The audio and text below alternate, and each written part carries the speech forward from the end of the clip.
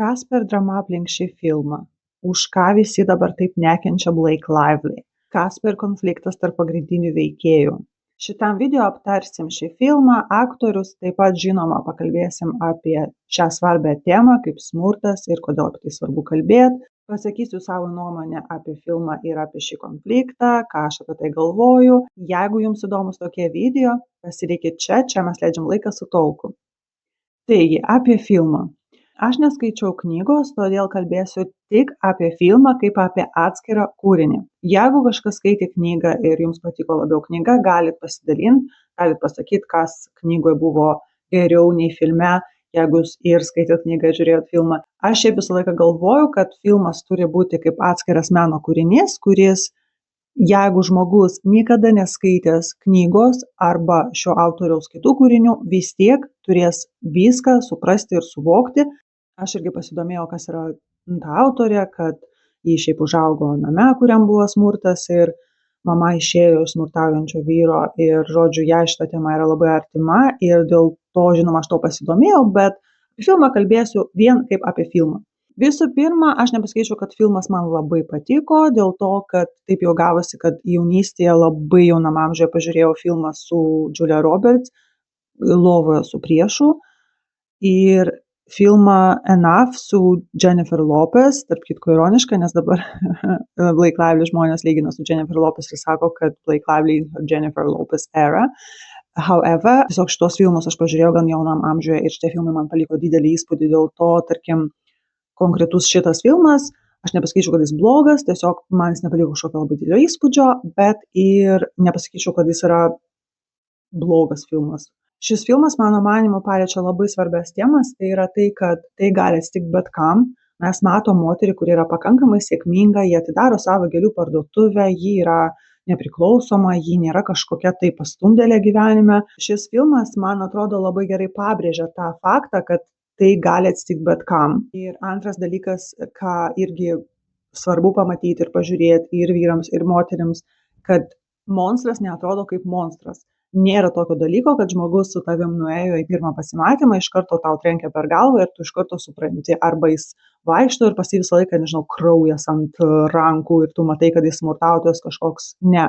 Tai gali būti iš tikrųjų žmogus, pas tą žmogų gali būti savo ten traumų ir savo priežasčių, kodėl jis taip elgiasi, bet turime omeny, kad tas žmogus, jis neatrodo ir ne pirmas įspūdis apie jį nesusiklosto, kad jis yra kažkoks tai blogas. Tai nėra kažkoks dalykas, kuris žmogui ant kaktos parašytas. Dar vienas labai svarbus dalykas, kad socialinė terpė. Labai dažnai iki šiol mes galim girdėti tokį stereotipą, jeigu vyras smurtauja arba ten smurtas šeimoje, kad tai yra kažkokie girtuokliai, kad tai yra kažkokie socialūs žmonės, tačiau tai yra visiškai netiesa. Tai gali atsitikti absoliučiai bet kam, bet kokiam socialiniam sluoksniai, tai gali būti labai sėkmingi žmonės, mes matom filme abu labai sėkmingus savo srityje žmonės, tai yra žmonės su darbais, su tikslais, bet vis tiek tai gali atsitikti. Tai labai svarbi mintis, man atrodo, parodyti tai, kad tai gali atsitikti tikrai bet kam. Yra Jungtinių valstijų statistika, kad 1 iš 4 moterų susiduria su smurtu. Tai aišku nereiškia, kad 1 iš 4 vyrų smurtauja mažiau nei 1 iš 10 vyrų. Bet kadangi per visą savo gyvenimą tas vienas vyras galės atlikti smurtinius veiksmus daugiau nei su viena moterim, dėl to 1 iš 4 moterų susiduria su smurtu. Vienas iš priekaištų filmų tai yra tai, kad pagal chronometražą beveik valanda parodyta, kaip tarp jų viskas yra gerai. Ir tik po valandos prasideda smurto scenos ir taip toliau. Vienas iš tokių didesnių priekaištų, kurį aš girdėjau, kad maždaug jie lyg romantizuoja smurtą, jie parodo, kaip tarp jų viskas yra labai ilgai gerai ir man atrodo, kad kaip tik, jūs parašykit savo nuomonę, bet man atrodo, kad kaip tik labai svarbu parodyti, kaip iš tikrųjų ilgai viskas gali būti gerai ir kaip tarp jų iš tikrųjų viskas užsimezga labai gražiai, labai romantiškai. Ir šitas dalykas atsako irgi į klausimą, kodėl stereotipinis klausimas, kodėl ji taip ilgai kentėjo, kodėl ji neišėjo. Dėl to, kad aišku, moteris, kuris susiduria, kad jos mylimas vyras prieš ją ten, nežinau, pakėlė ranką, pastumė ar dar kažką, kadangi tarp jų taip ilgai viskas buvo gerai, ji vis nori duoti jam antrą šansą ir taip toliau. Ir aš žinau, kad visi sako, to daryti nereikia, neteisinga, bet čia tiesiog labai, man atrodo, svarbus momentas parodyti, kad nėra taip viskas paprasta, kai tu taip jau giliai įsimylėjai, kai tarp jūsų taip ilgai viskas buvo gerai, negalima niekada kaltinti tos moters, kad ji iškart neišėjo. Aišku, aš galvoju, kad reikia iškart išeiti, bet mums visiems, kas su tuo nesusidūrė, labai lengva pasakyti, maždaug, oi, kas čia tokio, bet čia nėra kažkoks, bet suprantat, jeigu būtų taip, kad jinai nuėjo 2 pasimatymus ir jis jai taip šliop per veidą, tai aišku, čia būtų kaip ir. Bet kai tarp žmonių labai ilgai viskas yra gerai, romantiškai ir tu įsimyli giliau ir ilgai su tuo žmogum ir tik tada prasideda kažkokios problemos. Aišku, tai nėra taip paprasta tiesiog imt ir mest. Dėl to šitie dalykai, kurie filme labai gerai parodyti, kaip iš tikrųjų jinai jau kaip musė į medų įklimpus ir jinai jau negali iš to ištrūkti, nes jai taip atrodo buvo su juo ilgai gera, kad jinai, man atrodo, kurį laiką dar pati negali patikėti, kad visa tai iš tikrųjų įvyko. Jinai vis tikisi, kad jinai tai pataisys ir kad to nebus. Man atrodo, kad šituos dalykus labai gerai filmas parodė, labai gerai, kad tokia svarbi tema yra iškelta. Pasakykit savo nuomonę ir man iš tikrųjų labai svarbi nuomonė žmonių, kurie skaitė knygą, kurie gali pasakyti, kas galbūt dar geriau parodyta knygoje arba ko jiem pritrūko filme, tarkim, arba kokią nuomonę jie susiklostė, nes labai daug girdėjau tokių nuomonę irgi, kad miskastas, kad šitie aktoriai nelabai tiko šitiems vaidmenims. Todėl jeigu jūs taip galvojat, arba jūs nepritarėt, galbūt jums kaip tik tiko labai kastas, tai jūs irgi galite apie tai parašyti. Man tiesiog grinai įdomu, kaip tiems, kas ir skaitė knygą ir žiūrėjo filmą, kaip jūsų nuomonė apie filmą.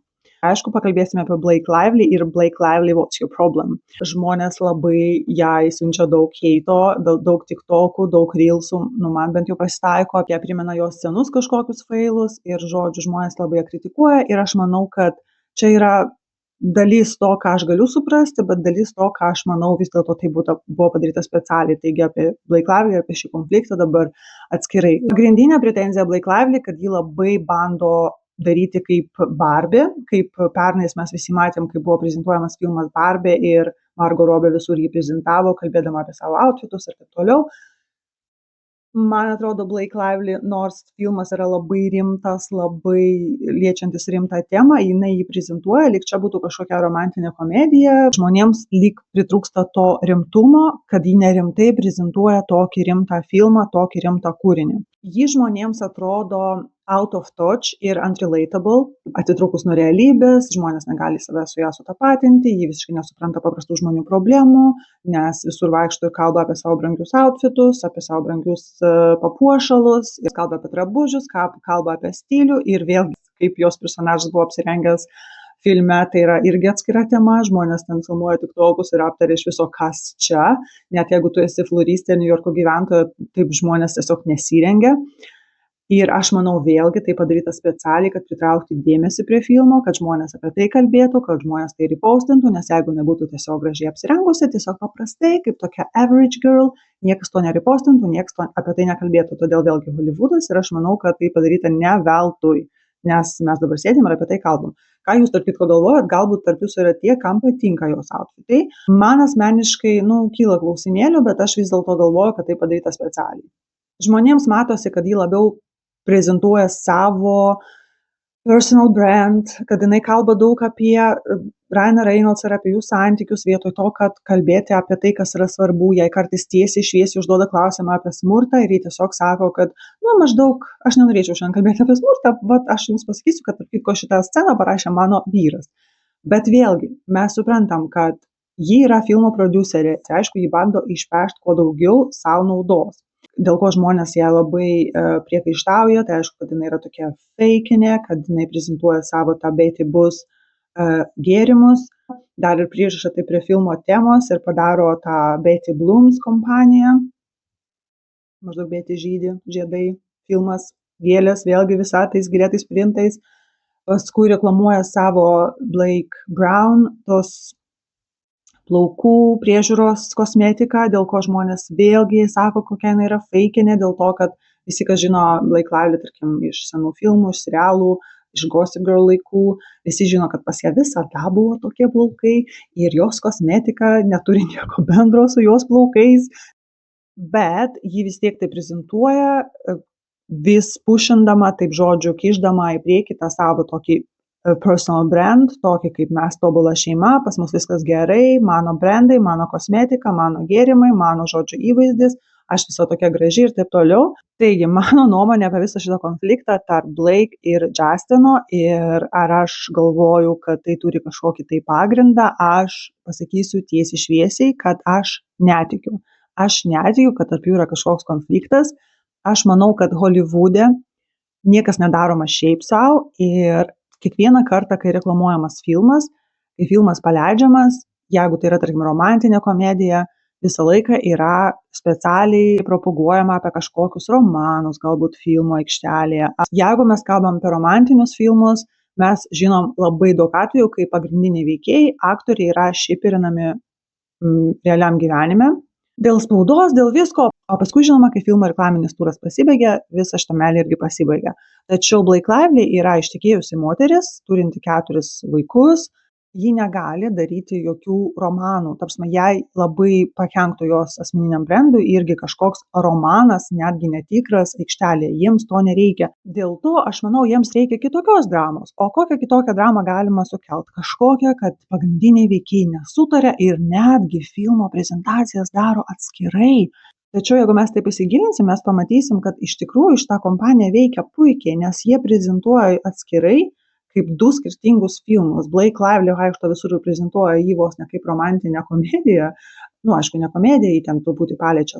Labai truputį paliečia smurto temą ir santykių temą. Ir jinai pagrinde kalba apie savo ten, žodžiu, kitokius dalykus.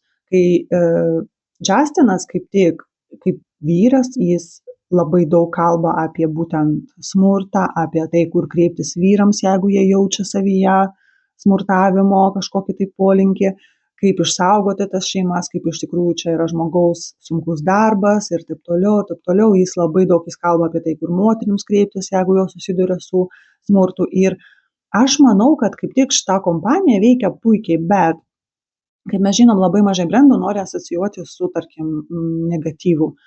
Ji nelabai nori savo brando asocijuoti su tokiom neigiamom temom ir dėl to ji daro filmo prezentaciją vienaip, propaguodama savo gražius santykius, savo gražų kažkokį tobulą šeiminį gyvenimą, tuo pačiu padėdama jos vyrui prezentuoti savo filmą pinigėliais į šeimą, ne?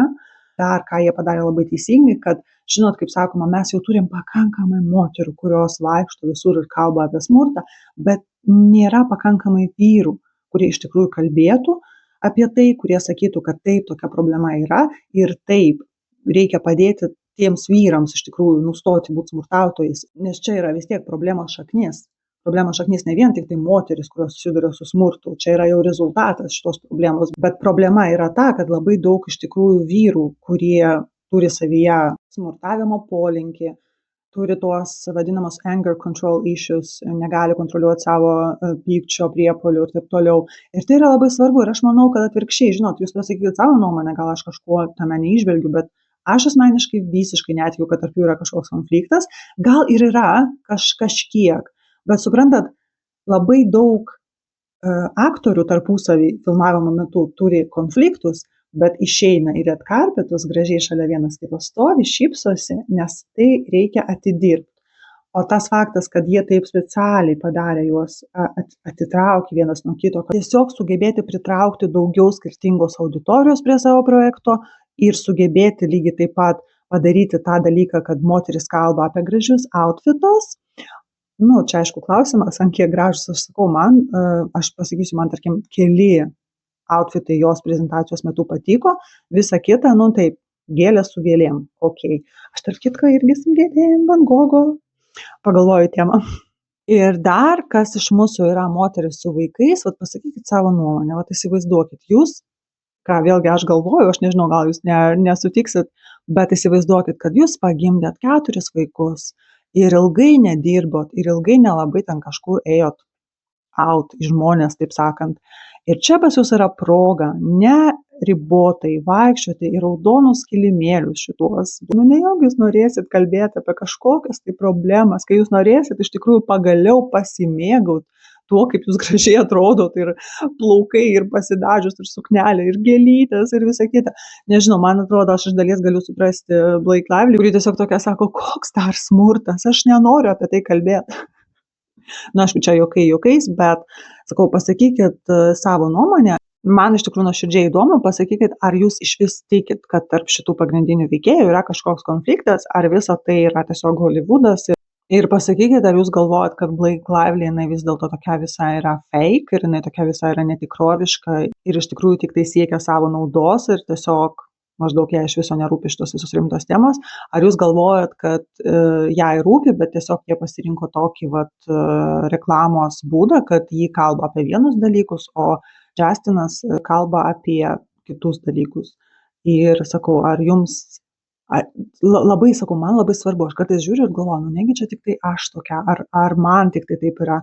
Bet pasakykit sąžiningai, ar jums patinka jos apsirengimas ir filme, ir per premjeras, nes aš sakau, man vos keli outfitai patiko, taip kad patiko iš tikrųjų.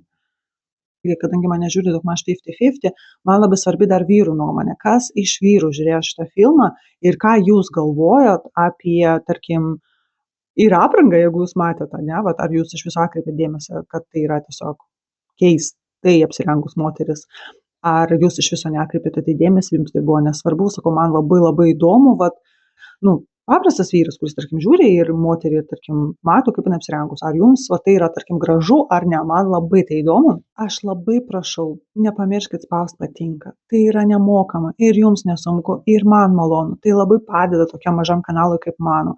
Aš esu be galo dėkinga visiems, kas nepatingi ir paspaudžia patinka. Mano, aišku, išvada yra tokia, kad jeigu jūs esat smurtautojas vyras, būtinai kreipkitės pagalbos.